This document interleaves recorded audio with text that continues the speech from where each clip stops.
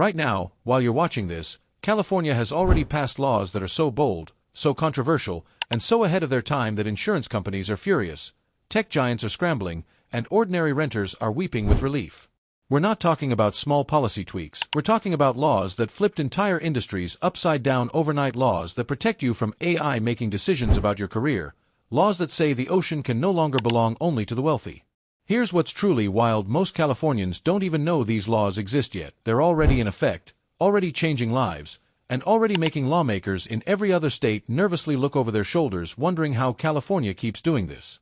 Stay with us, because by the end of this video, you'll understand exactly why California doesn't follow America's rules, it writes new ones. Number 10. Santa Barbara. Imagine being told your entire life that the most beautiful coastline in America is simply out of reach for you. Not because of talent, not because of effort, but simply because of how much money sits in your bank account. For decades, cities like Santa Barbara used zoning laws as invisible walls, quietly keeping their oceanfront neighborhoods exclusive, expensive, and frankly, untouchable for working families. It was legal segregation dressed up in permit paperwork, and everybody just accepted it as the way things are. Then 2026 arrived, and California did something that genuinely stunned legal experts nationwide. The Coastal Community Resilience and Housing Integration Act made it illegal for coastal cities to zone their most desirable shoreline areas exclusively for wealthy residents.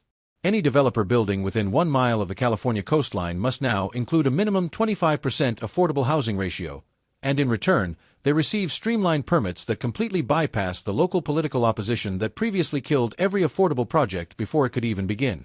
Santa Barbara, Malibu, Laguna Beach, communities that spent enormous amounts of money and energy keeping regular people out, are now legally powerless to stop it. Property rights groups filed lawsuits immediately. The backlash was loud, expensive, and fierce. But the California Supreme Court reviewed the law on a fast-track schedule and upheld every single word of it in March 2026. What makes this law truly historic isn't just the housing policy, it's the message. It tells every exclusive coastal community in America that beauty, nature, and opportunity are not commodities that belong only to the privileged. Colorado, Florida, and Oregon are watching this unfold in real time, quietly wondering if their own coastlines and mountain communities are next. Santa Barbara will never look the same, and California made absolutely sure of that. Number 9. Bakersfield. Picture waking up at 4 in the morning, driving to a field in 110-degree heat, working your body to absolute exhaustion for hours on end, and then discovering that the legal protections every other California worker enjoys simply do not apply to you. That was the brutal, undeniable reality for hundreds of thousands of farm workers in Bakersfield for generations. These were the invisible people feeding the entire nation, growing the food on your table every single day, yet somehow existing completely outside the safety net that everyone else took for granted. Politicians debated their rights for decades. Nothing changed. Until now. In 2026, California passed the Agricultural Worker Safety and Compensation Act, and it didn't just nudge the needle, it shattered the old system entirely. For the first time in California history, supervisors who ignore mandatory heat illness prevention protocols don't just face company fines, they face personal criminal penalties. That single change transformed everything, because suddenly the person standing next to you in that field is legally accountable in a way they never were before. On top of that, farm workers now receive the exact same overtime pay thresholds as every other California industry. No more exemptions, no more exceptions, no more excuses. And perhaps most powerfully, collective bargaining rights are now fully enforceable without the exhausting, years-long mediation process that previously made forming a union feel practically impossible. Large industrial farming operations are fighting this in court as we speak, spending millions trying to roll it back. But here's what they can't fight: the fact that Bakersfield's smaller, family-owned farms, many of them Latino-owned, are actually welcoming these changes, saying fair labor standards finally level the playing field against corporate agriculture.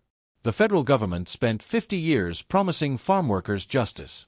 California stopped promising and simply delivered it. Number 8. Riverside. Imagine paying your home insurance faithfully every single month for 20 straight years, never missing a payment, never filing a suspicious claim, being the perfect customer, and then one morning you open your mailbox and find a letter informing you that your coverage is canceled, effective immediately. No explanation.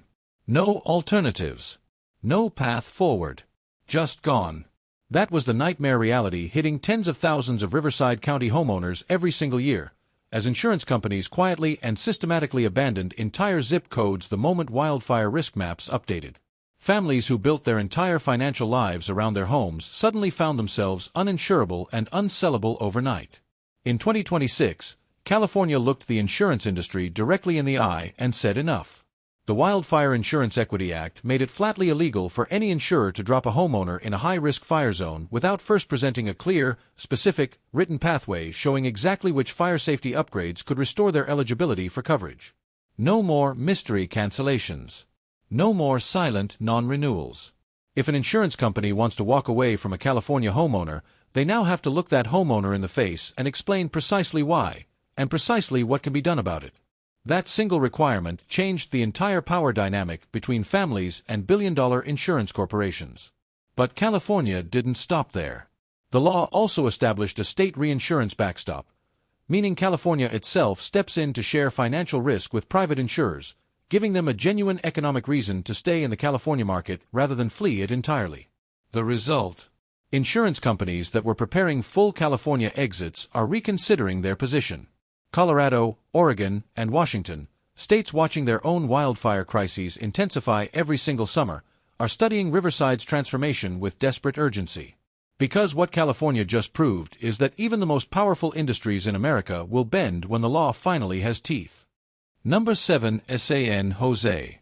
Picture spending 5 grueling years building a product, mastering a skill set, pouring your absolute best into a company, and then the moment you decide you deserve better and try to leave, you get handed a lawsuit that drains your savings, destroys your reputation, and freezes your entire career in place.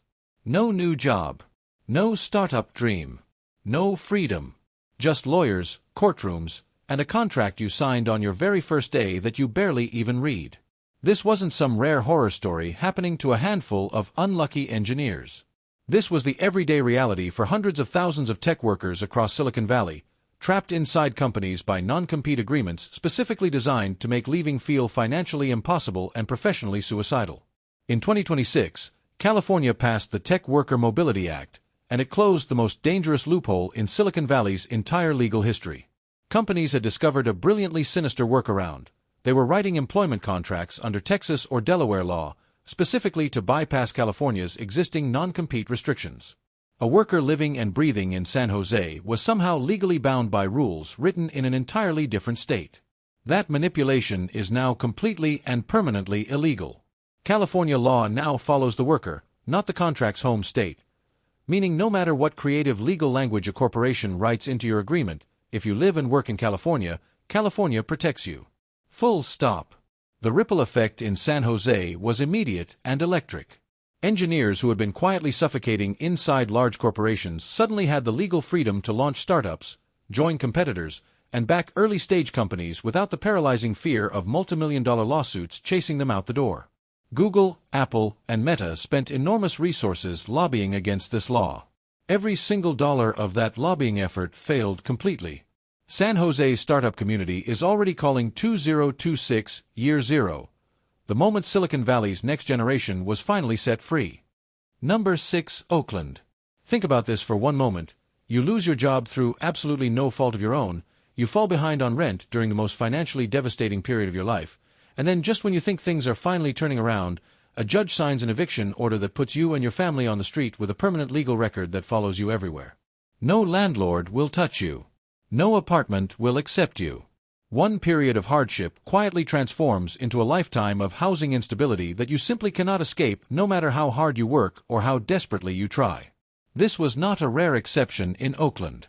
This was happening to thousands of families every single month. In 2026, California responded with the Rental Debt Forgiveness and Stability Act, and what makes this law genuinely revolutionary isn't just its generosity, it's its extraordinary intelligence. The program forgives up to $15,000 in rental debt accumulated during documented hardship periods, but it doesn't simply hand money to one side and create resentment on the other. Tenants who receive debt forgiveness must enter a housing stability agreement committing to responsible tenancy going forward. Landlords who participate receive a direct tax credit that makes joining the program genuinely financially attractive rather than feel like a forced sacrifice. Both sides win. Both sides have skin in the game. Both sides are legally invested in making it work. Housing economists at UC Berkeley who helped architect this program are already reporting something remarkable. Families who went through the debt forgiveness process are staying housed at dramatically higher rates than anything the traditional eviction court system ever achieved. Other states have tried emergency moratoriums during crises, slapping a temporary bandage over a wound that needed real surgery. California built a permanent, self-sustaining infrastructure designed to keep people housed not just today but for generations. Oakland's communities that were being systematically dismantled by displacement finally have something they never had before, a genuine fighting chance. Number 5. Long Beach. Every single day, while the rest of California woke up to sunshine and fresh air, the families living in neighborhoods surrounding the port of Long Beach woke up to something very different.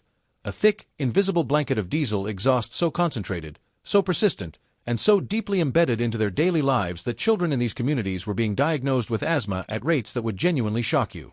These were predominantly working-class Latino families who had no choice but to breathe air that the shipping industry was poisoning around the clock, every single day, while billion-dollar cargo companies sailed in, dropped their loads, and left those communities to deal with the devastating health consequences completely alone. In 2026, California passed the zero-emission port mandate, and the shipping industry's reaction was instant and furious.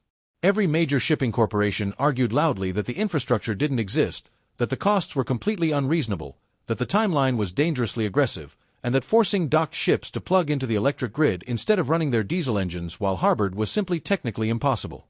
California heard every single one of those arguments, considered them carefully, and then responded with 2 words that changed everything: do it.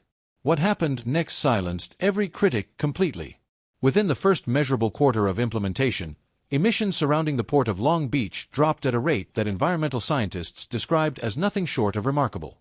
Children in West Long Beach neighborhoods, communities that had statistically suffered elevated asthma rates for decades, began breathing genuinely cleaner air for the first time in living memory. The infrastructure that corporations swore didn't exist? Built. On time. Functioning. Rotterdam in the Netherlands had this standard. Singapore had this standard. America's busiest western port finally joined them, not because the industry volunteered, but because California legally forced the future to arrive early. Every other American port city is still running on diesel, still making excuses, and still making their communities pay the price. Number 4. Sacramento. Here is a fact that should make every single person deeply uncomfortable. The United States government spent decades aggressively arresting, prosecuting, and imprisoning predominantly Black and Latino communities for cannabis offenses, building criminal records that destroyed careers, shattered families, and locked entire generations out of economic opportunity. Then the moment cannabis became legal and profitable, those same communities watched predominantly white entrepreneurs walk into a booming industry worth billions of dollars while they sat on the outside, still carrying the criminal records, still living with the consequences, still being told that equal opportunity was just around the corner. Sacramento watched this injustice play out in slow motion for years, and in 2026, California decided the corner had finally been turned. The Cannabis Community Reinvestment Act didn't arrive with vague promises or politically convenient language designed to sound good while delivering nothing. It arrived with something far more powerful, legally binding specificity. A dedicated tax fund drawn directly from California cannabis sales revenue is now legally required to flow into the communities most devastated by decades of drug enforcement. Sacramento neighborhoods like Meadowview, Del Paso Heights, and Oak Park are first in line, not because of charity, but because the law mandates it with zero flexibility and zero exceptions. What truly separates this law from every other state's equity gesture is the annual audit requirement baked directly into the statute itself. The money must go to expungement legal aid, small business grants specifically targeting Black and Latino entrepreneurs, and youth job training programs, and every single dollar is tracked, reported, and publicly accountable. Illinois tried cannabis equity. Michigan attempted it. Oregon promised it. But every one of those programs suffered from the same fatal weakness: vague language that allowed money to quietly disappear into general funds while communities waited endlessly for change that never came. California's version made that disappearing act legally impossible. Sacramento isn't waiting for justice to arrive anymore. In 2026, Sacramento became the place where justice was legally manufactured from scratch. Number 3. San Diego. Here is something that will genuinely stop you in your tracks. In the richest, most technologically advanced country on the entire planet, during record-breaking heat waves where outdoor temperatures were hitting 115 degrees, families in San Diego were having their water completely shut off because of unpaid bills. Not wealthy neighborhoods. Not gated communities. Regular working families, elderly residents, and children were turning on their taps during the most dangerously hot days of the year and getting absolutely nothing. Not a drop. And every single moment of that was perfectly, completely, horrifyingly legal. No law existed to stop it. No protection covered them. They were simply left to survive the heat without the one thing every human being on Earth cannot live without. In 2026, California passed the Water Security and Equity Act, and it attacked the crisis from two powerful directions simultaneously. First, it made water shutoffs during extreme heat events explicitly illegal for low-income households, creating an enforceable protection that advocates have been desperately fighting for through multiple legislative sessions. That single provision alone represented a fundamental shift in how California legally defines basic human dignity. But the law didn't stop at simply preventing the worst. It ambitiously mandated that water agencies serving populations over 500,000 must achieve 30% recycled water usage by 2030, with legally binding timelines and dedicated state funding attached directly to compliance. San Diego, which had already been quietly pioneering water recycling infrastructure ahead of most American cities, suddenly found itself holding a legally binding roadmap with real money and real consequences behind it. What makes this moment truly historic is the scale of attention it attracted beyond California's borders. Arizona, Nevada, and New Mexico, states staring down identical water crises with absolutely no comparable legal framework protecting their residents, are studying San Diego's implementation with a kind of urgent, desperate focus that only arrives when people finally realize their own crisis is completely out of control. California didn't just win its water war. It handed every drought-stricken state in America the exact blueprint they've been missing. Number 2, San Francisco. Right now, at this very moment, there is a very real possibility that an artificial intelligence algorithm has already made a significant decision about your professional life, and you have absolutely no idea it even happened. Your resume submitted to a major company wasn't read by a human being first. It was silently scanned, scored, and either advanced or discarded by a machine trained on historical data that nobody fully understands, carrying hidden biases that nobody publicly admits exist. That algorithm could have filtered you out based on your zip code, the name of your university, or patterns buried so deep inside its training data that even its own creators cannot fully explain why it made the decision it made. And until 2026, in the city that literally built artificial intelligence, that process was completely, entirely, and shockingly legal. In 2026, California passed the Algorithmic Accountability in Employment Act, and it fundamentally rewrote the relationship between workers and the machines making decisions about their futures. Every company operating in California that uses AI tools to screen, hire, promote, or terminate employees must now explicitly disclose that AI is involved in those decisions. More powerfully, every single worker has the legally enforceable right to request a human review of any AI-generated employment decision, turning what was previously an invisible, unaccountable process into something that must answer to real human judgment. What makes San Francisco's story so uniquely compelling is the extraordinary tension it creates. This is the city whose companies invented these algorithms, whose engineers built these systems, and whose billionaires profited enormously from deploying them at massive scale. And now those same companies are legally required to answer for what those systems do. New York, Texas, and Florida have watched California pass this law with the nervous energy of people who know the exact same conversation is coming to their doorstep very soon. Washington has debated AI regulation for years, filling conference rooms with promises and producing nothing. California simply looked at the problem, picked up a pen, and wrote the future into law. Number 1, Los Angeles. Imagine receiving a letter on an ordinary Tuesday morning informing you that your rent is increasing by 40% starting next month. No negotiation. No warning. No legal protection standing between you and that number. You have two choices. Find a way to pay an amount that completely destroys your monthly budget, or pack everything you own and leave the home where your children grew up, where your memories live, and where your entire community exists. This wasn't a nightmare scenario playing out in some distant, forgotten corner of America.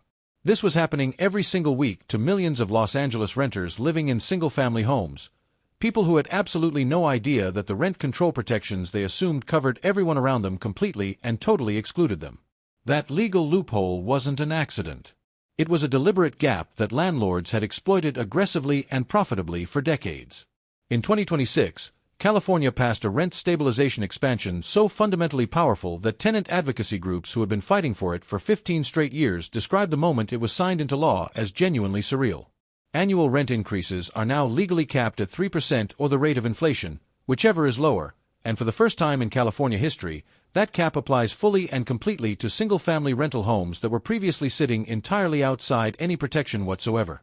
Millions of Los Angeles renters who never knew they were legally exposed suddenly discovered they had been living in a completely unprotected financial situation their entire tenancy. But the law's most brilliantly designed feature isn't the cap itself, it's the enforcement mechanism built directly beneath it. Any landlord who violates the cap doesn't simply face a fine that large property owners can absorb without flinching. Instead, violating tenants are automatically granted lease renewal rights, meaning a landlord cannot push a family out of their home to sidestep the law's requirements.